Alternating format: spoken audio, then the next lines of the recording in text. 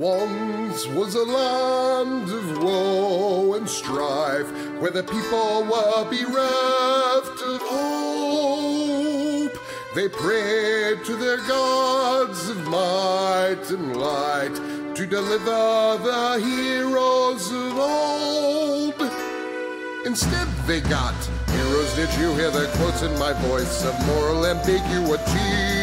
They may help or may not help you at all. Depends on what's in it for them. They kick and they punch and they maul and they smash. They lie and they scheme and they burn and they slash. Succeed or fail, it adds to the tale. Dungeons and Debacle starts now. Hello and welcome to this episode of the Dungeons and Debacles podcast. I'm your host and dungeon master, Kevin.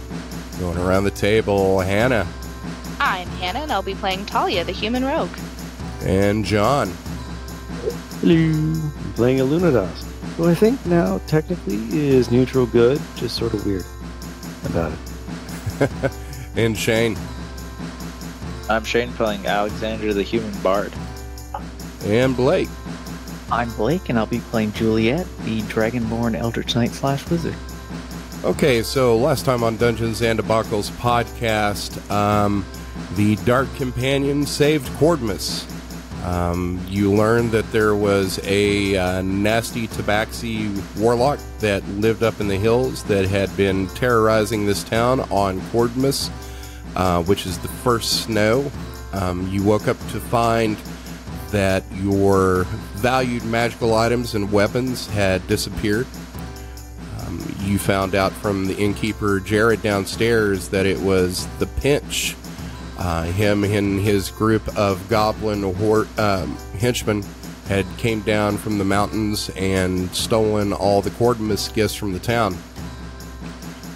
So you found out where he was, went up to the mountain and dispatched him. At that point, you found a huge hoard of weapons that you stuffed into a bag and brought back to the town, to the delight and cheering of everyone. So that is where you find yourselves now. The streets are filled with people as they go picking through these weapons, and you can hear the squeals of delight as they find the most recently purchased Cordmus gifts and find some gifts of yesteryear. So what do you want to do? Alunodas lets out a big... Wait, elves don't sleep. Meditation yawn. And heads back to the inn. Yeah, at this point, it's probably maybe like midnight. Yeah, it's time for some R&R, and then we need to get out of here now that our good friend is all healed up. Who? A-okay. Okay, our Alexander. acquaintance. Yeah, him. Yeah, he's... yep. He's our friend. He's ours. So you guys head on back to the inn, and you walk inside, and there's nobody here because Jared and Michael are out celebrating with the rest of the town around the pile of rusty steel that you dumped in the center of town. Good night. Alunodas heads upstairs. He's got his boots. There's nothing left to do except go to sleep right now. Yes, at this exact moment. All right, so I guess everybody goes upstairs and lays down for the night. Yes, indeed. All right, so Shane. Yes, sir. I need you to give me a wisdom saving throw. I can do that. 8. All right, so you lie down for the night, and you finally get to sleep. For the most part, your sleep is pretty dreamless until you feel this like dark presence in the room with you, and then you find yourselves back on that pocket plane inside the dagger, and you're hearing Jared weep in the darkness, and then you hear the demon say, You can't escape me. I will always be here until you die. And when you die, I'll have you back here where we can play some more. Yeah, I'll do my best not to do that. You have no choice. And then you're going to wake up with a start out of the dream. And you're going to notice the daggers in your hand. I roll my eyes. I would like to get up and go to Nifron's room and knock on the door.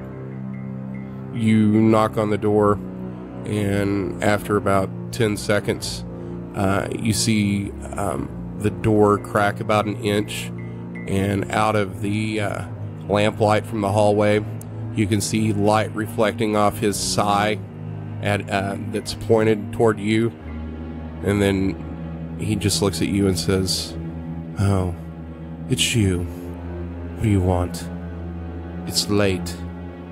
Well, you wanted to know whenever the dagger started talking to me again, so I thought now would be the best time as it just happened. Really? How? Like, how did it speak to me, or how did I think that now was the best time? What were the circumstances? I went to sleep pretty dreamless towards the end of, recently, about 10 minutes ago. He drew me into his pocket plane, I guess. It was like, "Hey, there's no escape." And I was like, "Yeah, I don't think so." And then I woke up. But it's not talking to you in your wakefulness. I think I've heard it say that one should be mine whenever, one of the people died on our little quest yesterday. It must be getting hungry. You know, you should probably use that in battle more. That way you don't have to go around killing innocents. That does make a lot of sense. Have you felt it gain control of you recently? No, I haven't felt it use any, control over me. Just, voices in my head. That's not good, but it could be worse. It might not be a bad idea for me to lock you in your room. Yeah, I don't want to end up like, our guy that already freaking passed away from the dagger, who killed his entire family and friends. Although, we use friends in a very loose way, but all the same. Well, do you want me to lock you in your room? Yeah, that'd be good. You see him take that sigh and he sticks it behind his back, presumably in his pants, and then he motions you to go to your room. I will go. He holds out his hand for the key. I hand it off. So he closes the door behind you, and then you hear the key go into the lock, and he locks the door. And then you hear his footsteps go back to his room. I will try and go back to sleep, I guess. Okay, you're able to go back to sleep with no problem. So you sleep through the rest of the night without the demon coming back in your head. And everybody's going to wake up the next morning, and you hear people moving around, and you get dressed, but you're not hearing Nifron come. And he's in the next the room next to you. You share a wall, so you tap on the wall, and after a few minutes, you hear that key back in the lock, and he unlocks the door. The door swings open, and he hands the key back to you, and he says, "We'll keep this between us for now." You got it. Everybody's up. You're smelling some food from downstairs. It smells bacony. Bacony, I am there. Juliet goes downstairs, ready to chow down. Talia does too. Ditto. Is there a salad bar? No, but Jared comes up to you and he says, I see you don't eat meat. I've been paying attention, so I made you a nice quiche with some spinach and some local mushrooms. That sounds lovely. So he brings out a big, healthy wedge of quiche and sits it in front of you. Wait, there's no meat in there, is there? No, it's just eggs and mushrooms and spinach. Good. So, that was some heroic work y'all did last night. We could really use a group like you in town taking care of things that the gods and the council won't. So, will you be sticking around?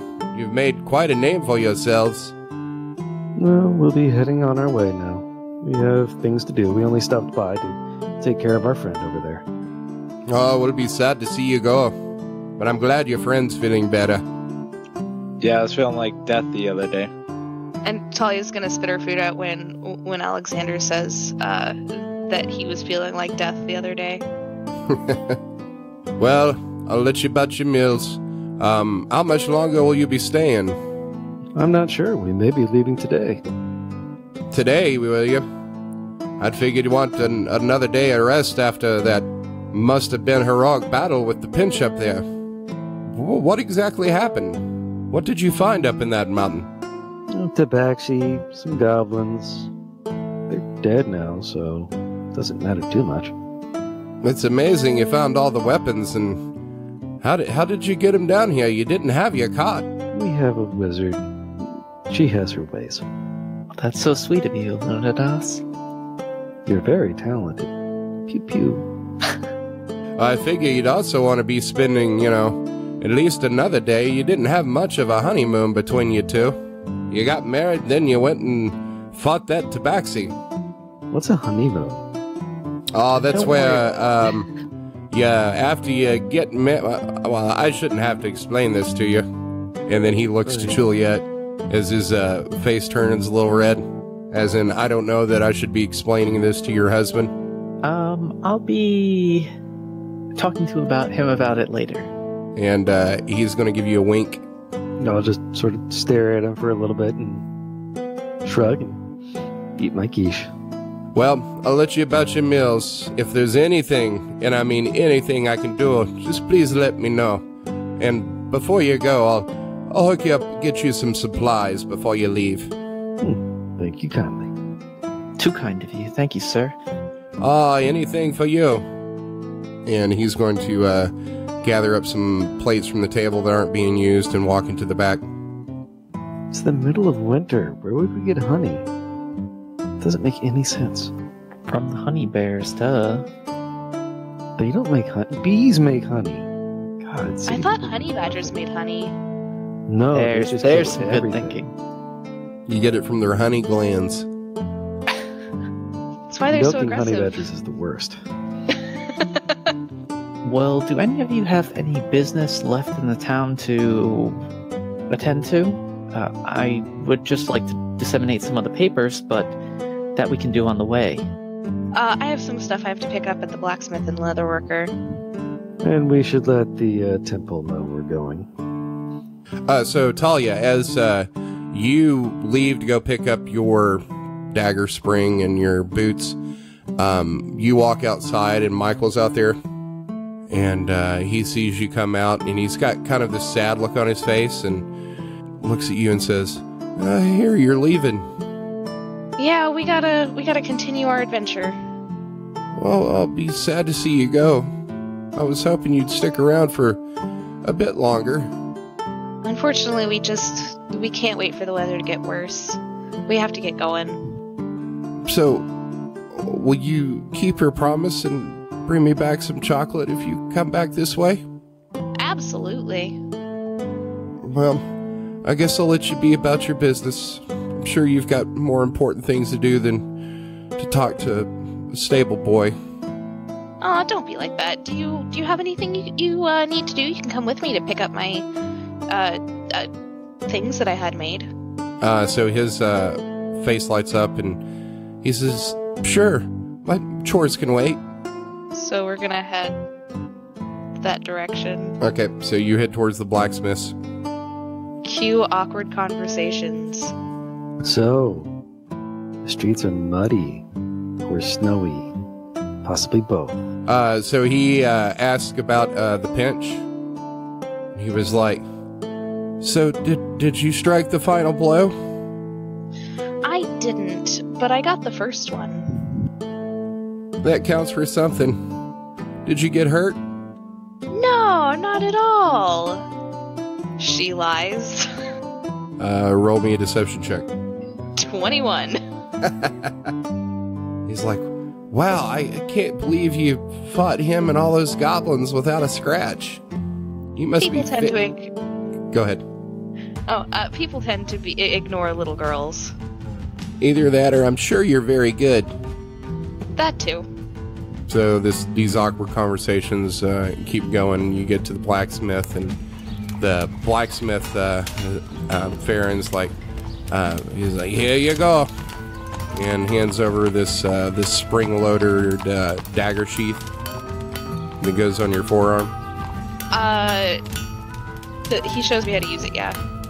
He's like, well, here's how it works, and he takes the thing and he straps it to your forearm, and it has like these leather buckles strapped to your arm, and then he shows you that there's like a little lever on the back or the top part of your forearm that when you flip your wrist up, it hits this little lever, and then you see the mechanism where the dagger goes spring forward, and you can see like on the bottom part of your forearm, it's kind of like this like a shuttle that has some clamps that would clamp your dagger in, but release once you flip your wrist up.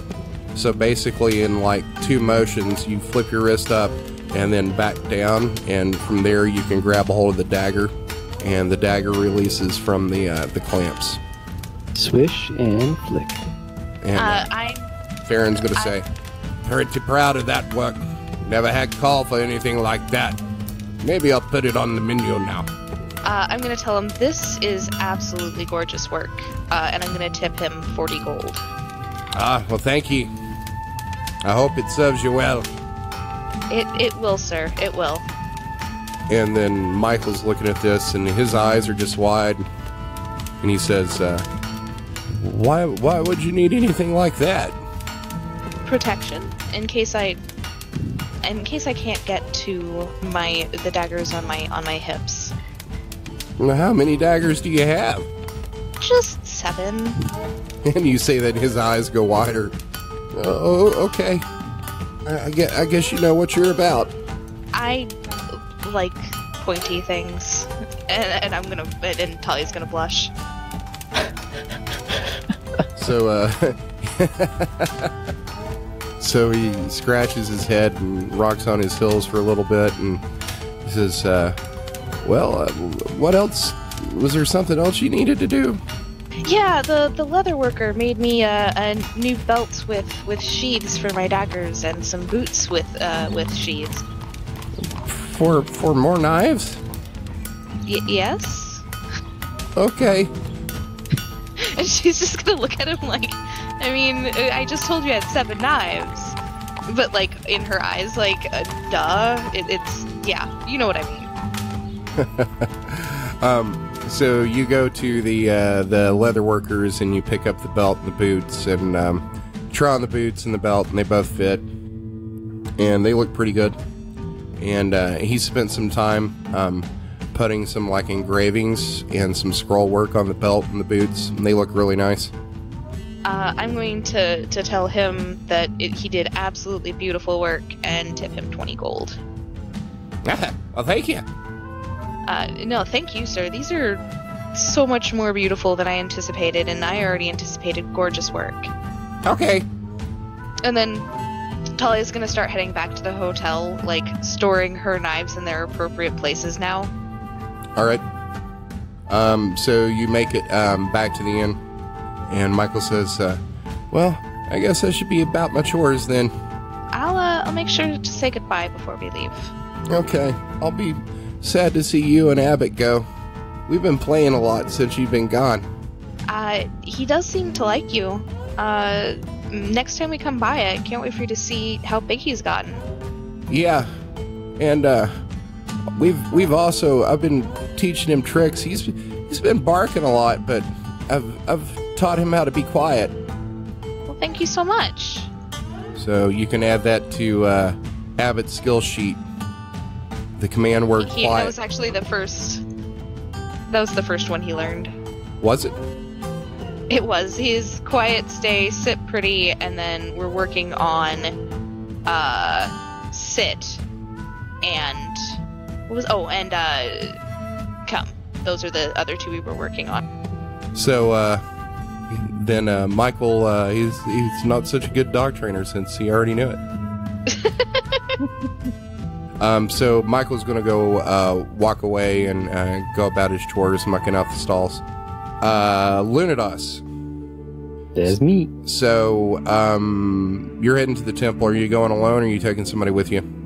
Does anybody feel like tagging along? Then I guess I'm going alone. All right, so you make it to the temple, and when you get there, you can see that there's some workers there that are taking apart parts of the roof, the lumber, and you can see another construction site where they've started laying the foundation about 50 yards away, that's still attached to that same graveyard. So it looks like Shar has wasted no time in building this new temple, because she's got money to throw at it. I'm glad she's spending it well. You are moving in between these workers that are like salvaging parts of this old Temple of Old Mater. And then you don't see anybody inside, obviously, because they're starting to take this apart. But you walk downstairs, and you are going to see Lagermouse and Shar, and then a couple of other people that you've seen previously downstairs, and they appear to be making plans. And Lagermouse is going to turn and see you walk down the steps, and he says, "Oh, brother, come." And I walk up and join them. Lagermouse says, "Well, it's been a great day for our little band here. After the pinch attack, there's been quite a bit of motivation in the town to people learn to defend themselves." I'm glad to hear it. We are planning on leaving soon, so this will expedite things. We won't have to worry about anything else. Yes, we've already started putting around flyers around town for people to join my training camp, which should be up and running within the next week. Excellent. And Shara's going to turn and look to you and say, "As you can see, construction's already begun on the new temple." Yes, you got started right away. "We can't thank you enough for your kingly gift to make this happen. May ruin Naxxus's favor be upon you." I sincerely hope so. But as I said, we're leaving, if not today, then tomorrow. So this will be goodbye, I think. I'll be sad to see you go, brother. Perhaps if you make it to the monastery, you can talk to the master about our discussion about my posting here. I'll be certain to do so. If there's nothing else, we're kind of busy here making plans. Of course. I'll leave you to it. And as you begin to walk away, Lagermouse is going to grab your arm, and you kind of go into like a defensive posture, feeling like, you're being attacked, and then he's going to hug you. I hug him back, slowly and a little awkwardly. I say those Talia scenes were awkward, but damn, dude. So he's going to let go of you and give you a pat on the arm and say, "Well, off you go. Good journey." Thank you, brother. Then I walk outside. All right. Is there anything else anybody wants to do in town? Nope. Let's see, were we heading up and along the river or through the mountains? I can't remember. I think we're going along the river, because Juliet's a wuss when it comes to the cold. Hey, you're not wrong. Well, I thought the previous discussion was you guys were going to take this path, this outline in red here on Roll20 through the mountains, because it was going to take you like it was 3 days shorter. It was, but I wasn't going to say anything. So what's the consensus? You guys taking the river path along the coast, or are you taking the path through the mountains? I'd rather take the path through the mountains. In the winter? It is now the dead of winter. The river route might be better. Actually, it's not. It's like first snow. So it's like the first cold snap of the year that, may happen in, November. October for Chicagoland. But it's not like January. Well, in that case, we should go across the mountains. A little bit faster. Maybe we can buy Juliet some salamanders to keep her warm. At this point, it's getting colder, and is anybody really outfitted for this? You need to buy cloaks and coats? Yeah, I think we do. Well, Alunodas is from the monastery up in the way northern mountains, so I think he'd be used to the cold. Well, right, people in Chicago are used to the cold too, but if you haven't brought out your winter wardrobe, you're like, oh yeah, we deal with this all the time, and it's like, yeah, but you're wearing shorts, dude. Wait, that's not normal? Shorts and an overcoat. Makes sense. Okay. Like you're like a middle schooler? Shorts and a duffel coat, yep. Literally, I have seen 60% of the people I know in this area go outside when it's 10 degrees outside in shorts and a heavy coat. Well, I mean, that kind of checks out, because once you get wherever you're going, it's going to be warm inside. It's still so dumb. I have to agree with that sentiment. Anyway, sorry, I just had to weigh in, because that's 60% of the people I know. That is their wardrobe for the winter. It's ridiculous. I also have to point out that Alunodas always wears socks with sandals. I mean, it's just practical. It's his chastity belt. No, it's Japanese. God. No, I'm going with Juliet.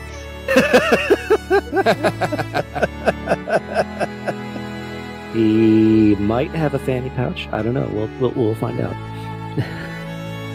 All right, but yeah, we should probably do that outfitting thing. Since we traveled through a desert, we're not necessarily equipped for the gold. All right, so you're able to find a outfitter in town that sells heavier woolen clothing and furs. Can I get something made out of the wolf skin? You can, but you would probably have to take it back to the tanner, and it may take a week to tan that. Oh, I'll wait then. So we'll say that you're able to find this outfitter and buy the appropriate gear for all of you. We'll say it costs 60 gold. If you we should also get a barrel of salt to roll up that wolf hide in. Otherwise it'll rot. Oh, that's not a bad idea. So you're able to find that at the general store. So you're outfitted with that gear, and you make it back to the inn, and you are going to see that Jared has packed up some supplies for you. There's some oats for the horses. You're going to see some flour and salt and some dried meat. And he already has it loaded up in Alunodas' cart. And he's going to say... Thoughtful guy. It's not just a cart, it's the mighty wind of destiny that brings change. God. What's that in Portuguese? Gran ventana, la destina, que porta o cambio. Sure, that's probably bullshit, but... Sorry, mudo in Portuguese. In Spanish. So Jared's going to say, I got you all packed up and ready to go. No, I won't hear any protest. It's the least I can do. Thank you so much for all of your help and generosity. It's very much appreciated. I'm gonna run up to him and give him a hug. Oh. Alunodas quietly mouths what Juliet just said to himself. Very much appreciated. That's what she said. So Jared's going to pat you on the head, and he says, Nah, girl. Said, I know you're kind of growing attached to this area. You just take care of yourself now. Take care of your friends there. I will, don't worry. I've heard what a capable girl you are. I do my best. And she's just gonna smile and head back to the group. And then Michael is going to walk up to you and says, well, I didn't give you this on Quarzimus because the pinch had it, but I found it in the pile. It's my gift to you. And he from behind his back, pulls out this dagger that's about a foot long, that has it's like a dark wood handle and a steel pommel and hilt, and it's got kind of like this thin silver work that's inlaid onto the handle. And he says, I know how much you like knives. It's so pretty, and she's gonna look at the dagger and then like hug him. Oh, and he whispers in your ear, now you got 8. I know, I'm so excited. An even number. I'll miss you. I'll miss you too. Hopefully we come back through here, and when we do, I will bring chocolate. That'd be great.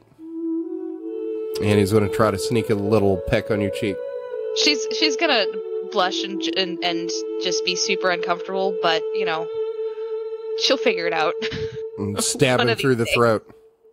Nah. So he awkwardly the hug ends, and he goes over and walks over to Jared's side. And Jared says, I guess you best be off before the sun sets too far. There's a small encampment that you'll pass probably about 6 hours in, but I think you could probably make it there by sundown. And don't let any of the gods give you any lip about paying. You're heirs to this town now. Oh, don't worry, we won't. Well, we weren't planning on paying anyway. Probably. Doesn't sound like something we'd do. Anyway, goodbye. You say that in character? Yep. He kind of like gives you a look, and he says, all right then. As if that was kind of like out of character from what he's seen of you so far. For you just to say, yeah, we're not going to pay. That's not who we are. And then I think Juliet said goodbye as well. Yes, I don't remember what I said, but something to the effect of goodbye, thanks. All right, so you guys mounting up and taking off? I'm ready. Yay? Nay? Yeah, let's Yep, head out. we're off. Yep, let's hit the road. All right, so you mount up, and you are moving your horses through town, and you're going to see people out on the streets smiling and waving to you. And, you know, you hear every now and then, thank you so much. People are, you know, saying stuff like, Heroes of Cord, Saviors of Cordmas. And you even hear people say, Heroes of Hollowspoint. You should go to the Temple of Cord. There's a new Cord temple being built. And I point northwestish. Talia's gonna lean over to Alexander and be like, this is super weird to be heroes. I mean, are you saying that we weren't heroes before? I wasn't. I was. Don't know about you guys. Well, I mean, every villain is the hero in their own story. And Alunodas definitely thinks so. So you're getting the impression you've made quite the name for yourselves in this town. Well, shit, that's gonna complicate things. Yeah, it probably is. So you make your way through town, and you make it to the gates that lead into the mountains. And you're going to see 2 guards standing outside them. And one of them motions for you to stop. And then another guard like elbows him and says, no, let them go through. And he's going to tip his little conical helmet that he's got to you, and then waves to you as he motions you to go through the gates. Thank you, and Merry Cordmas. And Merry Cordmas to you. Thank you so much for everything you've done for the town. Safe travels up in the mountains there. So you guys make it through the gates, and you're starting to travel down this pass. Much like you did before when you were headed to Widow's Peak, you follow the path, and probably about 3 or 4 hours in, you're going to start seeing some like heavier tracks of some traffic that's gone through here. And you'll travel for about another 4 hours before you come upon this encampment that Jared was talking about. And it looks like it's kind of not like a semi-permanent camp, but where most of the travelers will stop and camp for the night, kind of like a rest area through these mountains. And at this point, it's starting to get dark, so you're probably going to camp here for the night. Yep. So we tie up our horses, get everything stowed away in the wagon, and dibs on sleeping in the wagon. All right. So the night goes by uneventfully for the most part until about 4 o'clock in the morning. And you are going to start hearing these wolf howls all through these mountains. And it gets really loud, and it kind of feels like you're surrounded by them on all sides, but you don't know if that's just the echoes of the howls through the canyons. But you're just going to hear them and not see anything that night. You wake up the next morning, you do your breakfast deal and get back on the road. So you're going to travel for about another day through here, and you're going to come across another campsite probably about an hour before sunset, and you just decide to stop here for the night because it's already set up. It's a good thing they have so many waypoints here. Must be well traveled. Well, it's just save slot 2 for this one. Well, it's like how far can a cart travel in a day, and this, that's basically, where these things have been set up. It's like, okay, well, here's a good place to camp, and then over the decades, these have become semi-permanent camping shelters in places. So there's even shelters here that people have, built that people will stay in and not really add improvements to, but they'll keep it up. So about 2 o'clock in the night, everybody, is anybody setting guards? Actually, it's funny that you should mention that. Where did I put that? There's a spell that I can use as a ritual alarm. Hey, I have a question. Yep. So Alunodas is an elf, right? Yep. And he meditates to sleep, right? Yep. And he's completely conscious and aware of everything around him while he does that, right? Not really. It's functionally exactly the same as sleeping. Okay, because I remember meditation because elves are special. Yeah, I remember it being like you were conscious during the thing, but I guess I was wrong. Now, if he was a warforged or something, it would be different. Okay, so you're casting alarm? Yes, indeed, right on the cart. Okay, so it's in an area within range that's no larger than a 20-foot cube. Until the spell ends, an alarm alerts you whenever a tinier or larger touches or enters the warded area. When you cast a spell, you can designate creatures that won't set off the alarm. You can also choose whether the alarm is mental or audible. All right. So that alarm is going to be audible. But that only tells us if somebody touches the cart. It's not going to tell us if somebody comes close by. It's an area. Yeah, it's a 20-foot cube. So the path and valley that you're on is probably at least 100 feet wide. And you're off on one side of the road that goes through here. So at least I'm mostly safe. All right. So, what order are you setting your watch in, or are you just putting up alarm and everybody's just going to sleep? Alunodas will take first watch. Yeah, I was gonna say we should set a watch. We have to. Yes. Damn.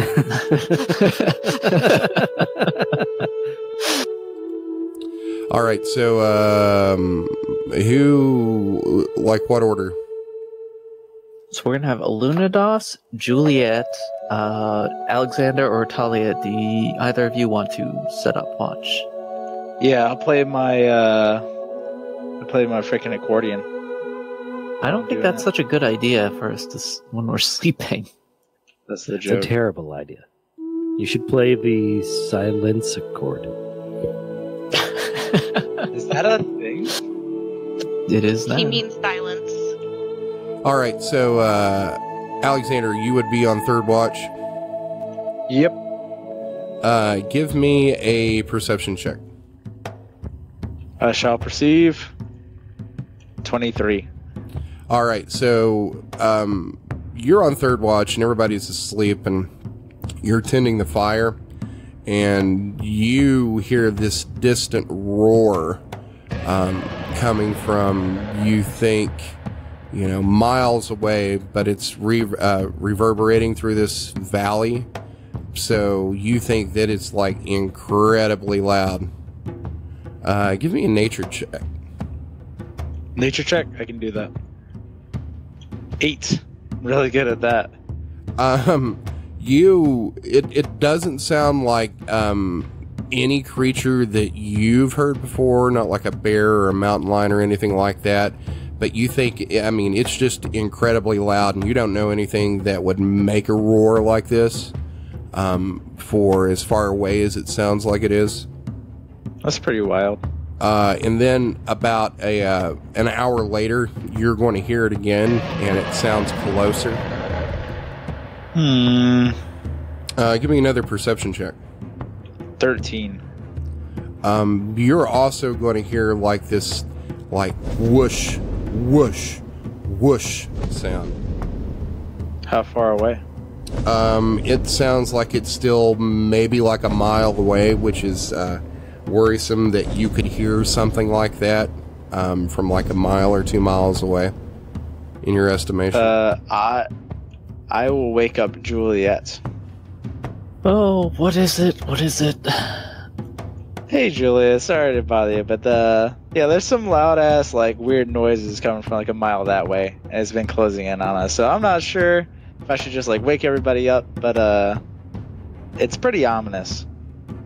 Okay, so I'm going to ask you a series of yes or no questions, and we're going to figure out what this is. 1, does it sound very big? Yes. Does it sound like it's flying? No. Does it sound like it's heading directly towards us? Pretty close. So that would be a yes. Great. Juliet, give me a perception check. So I remember there being something about a dragon living up here, and it's going to be a 5. You listen around and you don't hear anything, and then you're up for probably about 10 minutes, and I guess you sit back down and you're still listening, and then you're going to hear a roar that's much, much louder and closer. Okay, douse the flames, douse the flames. So you put out the fire. Are you guys waking anybody else up? Yes, we are waking everybody up. All right, so you wake everybody up. Now, everybody give me a perception check. My time to shine. 18. 26.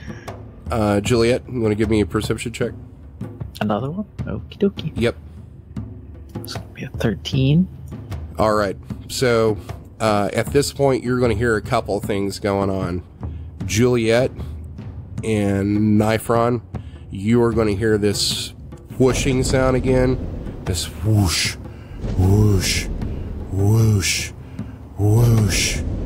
Alunodas and Alexander, you are going to hear that too, but you're also going to be hearing like these heavy like footsteps and like this crashing through like trees and branches and brush coming up on this this mountain line up above you to your north, and this crashing is getting louder and louder. It certainly doesn't sound like it's flying.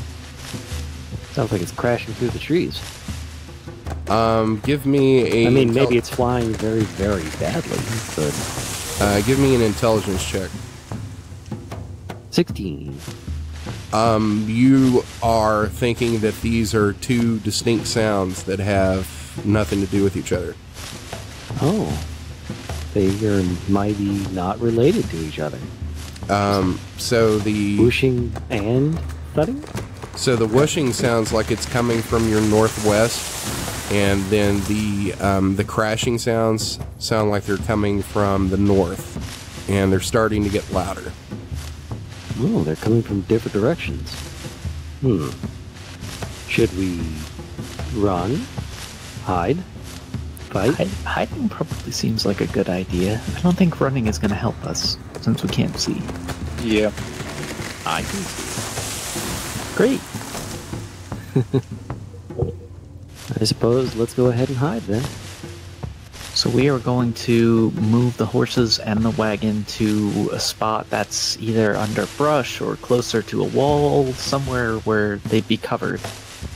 All right, so you are seeing some like scraggly brushes and some trees behind the camp area here, but you're not really seeing like like a forest that you could hide in behind. There's a couple of boulders that you could maybe move the cart behind. I have an idea. I would like to use Major Image, my level 3 spell, to make it give some sort of cover over us, like a big batch of trees or something to hide us from view. Okay. Can you put that spell card up so we can see it? All right, so that would work. So you move over to some of these trees and the boulders, and you're going to cast Major Image in the form of some dense trees. Yep. All right. So you're behind these trees, and then you're going to hear this crashing sound get louder and louder, and then you are going to see. Give me a perception check again, everybody. 21. 11. 13.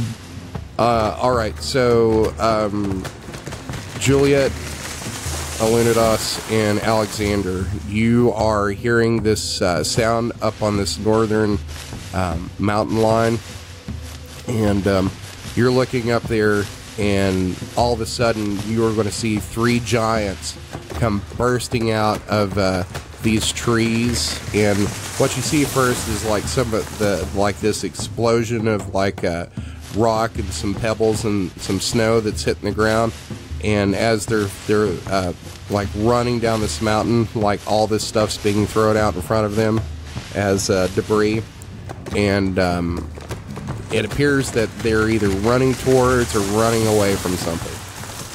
But they appear to be running down this line to the road and heading straight for you. You think they're friendly? They might be friendly. Do you want to be the first one to go out and ask? Nah. I'm not big. They would like big people. Juliet should go talk to them. So they make it to the bottom of this mountain down onto the road, and you're going to see all 3 of them stop to kind of catch their breath and turn around and look up the mountain ridge, and I think it's probably a pretty good place to end it right there. Thanks for listening to another episode of the Dungeons and Debacles podcast. If I could ask a halfling-sized favor, give us a 5-star rating and review on iTunes. It's the best way to support us. New episodes come out every Monday, so make sure to check your podcast app. Do you have an idea to make the podcast better? Tell us about it on Twitter or Facebook. You can also check out our website to see all the maps, lore, and characters at dungeonsanddebaclespodcast.com. And now a word from our fantasy sponsor. The hammer gets you what they owe. Have you been injured in a fight between a group of adventurers and town thugs? I'm Hamish the Hammer, and I can get you the gold you deserve. I was minding my own business when a fight spilled onto the streets. The next thing I know, an arrow hits me in the leg. I'm a stable hand and I need me legs. They had to cut it off when the road set in. That's a day I won't forget, that's for sure. The hammer got me the gold to get me a peg leg, in compensation for my time away from work. Thank you, Hamish. It's a story you hear every day. A man gets caught up in a fight that isn't his. Going to the town guard or petitioning the leader of your village takes too long when you need gold now. My professional team of negotiators gets to the root of the problem and persuades them to do the right thing. I don't get paid unless you do. Send a raven with a message about your problem to Luscane, care of Hamish the Hammer, for a free consultation. The hammer gets you what they owe. With him and get married, to have children, raisin need to leave right away. Fucks. I guess my question is, what the fuck are you cutting his head off for? He made her feel something. Actually, so it's gonna happen. So I'm just gonna tell you my plan. So basically, we're gonna go out for a walk in the woods. That's the current plan, is to convince him to go for a walk in the woods. You know, see all the pretty flowers and shit. At some point, I'm sure he's gonna try to kiss me, and that's gonna freak me out, and I'm gonna kill him. Then I'm gonna cut his head off to make it look like someone else killed him. I think that's the current plan. You never forget your first time. Exactly. All right, well, I guess we can explore that. Alternatively, we could just not do that. I know that's been the plan for a while, but we could not. It hasn't been in my plans. It really? Because I'm pretty sure you were the one who said that that he should be the first skull I collect. Although now I have the pinch, so I don't really need his skull. Whatever you think will make Talia happy. The music you heard on this episode was Snow Queen, Dark Standoff, Crowdhammer, Rights, Long Road Ahead, and Drums of the Deep by Kevin MacLeod and Incompetech.com. Licensed under Creative Commons by Attribution 3.0 license. CreativeCommons.org/licenses/by/3.0.